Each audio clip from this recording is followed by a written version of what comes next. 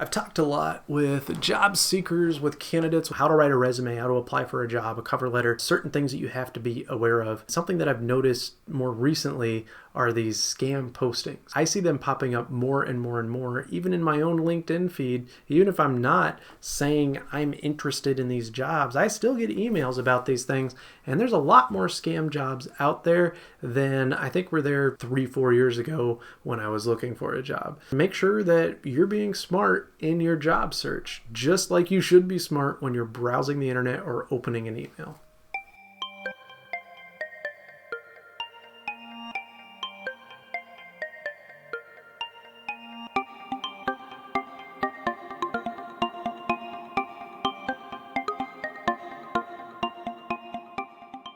The best piece of advice I can give you if you are looking for a job and you're about to apply. So you find the posting on LinkedIn, you're reading through the job description and you say, this fits me, I know I can do this. And there's that button there that says easy apply. And so you know that, okay, this company must be using LinkedIn to post their job descriptions, which is great, speeds up the process. It's good for the company. It's good for LinkedIn. It's good for job seekers. And you click that button, easy apply or apply now, whatever it says. Indeed, I think says apply now. LinkedIn, it could say easy apply or it could say apply, and it takes you to a different website. I've seen a few times where that website isn't actually the company's website. It takes you to a website that's the website of a recruiter. You fill out that form and then you receive a email or a phone call from the recruiter who also saw that job posting. Maybe the company hired them, maybe they didn't. So that recruiter saw that job posting and now they're contacting you because they want the finder's fee for that position. You could have gone to that company's website, done some research on that company, gone to their website, clicked their about page, clicked careers, looked at their job postings and found that position and applied directly. That's going to get your resume to that company. You don't know if that recruiter is going to necessarily have an in with that company. Having worked at a company and having used recruiters, there were many times that because I was the hiring manager, I would get calls from these people. Hey, we have these, we can give you this staffing solution, blah, blah, blah. We have this candidate who you're probably going to be really interested in.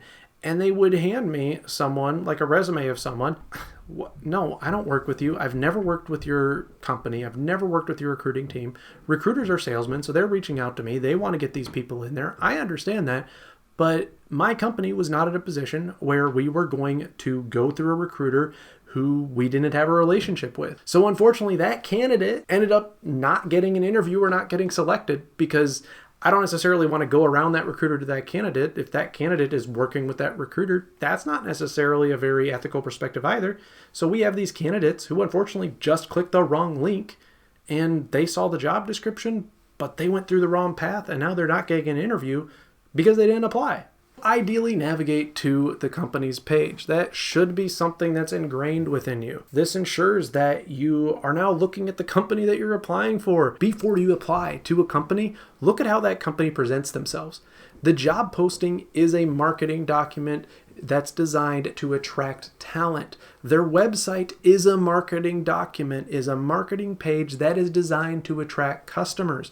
Their about and careers page is a marketing document that's designed to tell you about their company. How do they present themselves to their potential employees? How do they talk about their employees? You know, we have a great team, we have this culture, blah, blah, blah. And how do they talk to their customers? These are things that you want to know, especially if you're really interested in it and you're going to take it serious. If you're going to take time to write a specific cover letter for this position, you want to know what their mission statement says. You want to know what that company is all about. There's other times that you will see through Indeed or ZipRecruiter, you'll see apply now. You click the link and it asks you to put in your information. And now all of a sudden you're on another email list that sends you spam listings of jobs every single day, every single week. There are many, many sites out there that are not as reputable as ZipRecruiter, as Indeed. Personally, I'm not a big fan of ZipRecruiter anymore because a lot of their content has turned into spam-like material. I still get emails from ZipRecruiter often. I recently got an email from ZipRecruiter that said,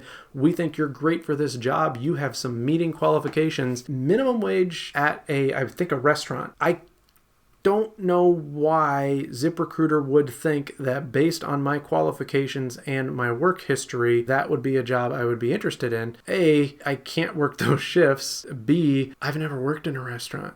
I've worked in customer service. Could I work the front counter at a restaurant? Yes. Would I love to work at a restaurant? Oh, I think it would be a lot of fun. But I'm not really in the place where I want to leave my job to go work at a restaurant for minimum wage. Just because you utilize LinkedIn or Indeed or ZipRecruiter for this job search, just because you meet some of the skills, it doesn't mean the position or the company fits you. I have applied for an IT manager position. It has a focus on strategic thought leadership and setting strategic goals, helping manage the projects and the IT project rollouts. And the next day I got hey, we saw you applied for this IT manager position. Here's some similar roles that you would be great at. None of them were even related to IT. That one's graphic design. I can do that, but that's not related to the position I applied for. If you know anything about cybersecurity, in fact, you don't even have to know anything about cybersecurity. If you know anything about scams, spams, and phishing emails, and how to identify those, broken English, the grammar's off, the icons are a little weird, use those same principles applying to your job search. Don't take every job search website at face value and put in your information. Go to LinkedIn, make sure your LinkedIn profile is complete. Put in as much as possible. You can even put in your projects and certifications. You can put a lot on LinkedIn.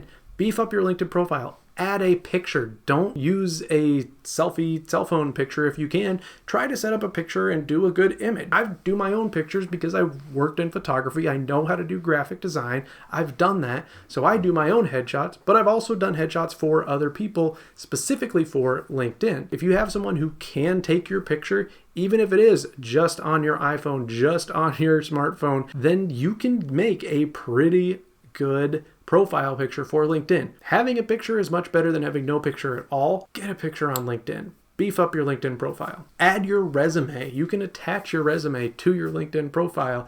And then LinkedIn allows you to set up job searches just like Indeed does. Indeed and LinkedIn are great resources. LinkedIn helps you network. It also helps you research the companies. Also gives you a great job search.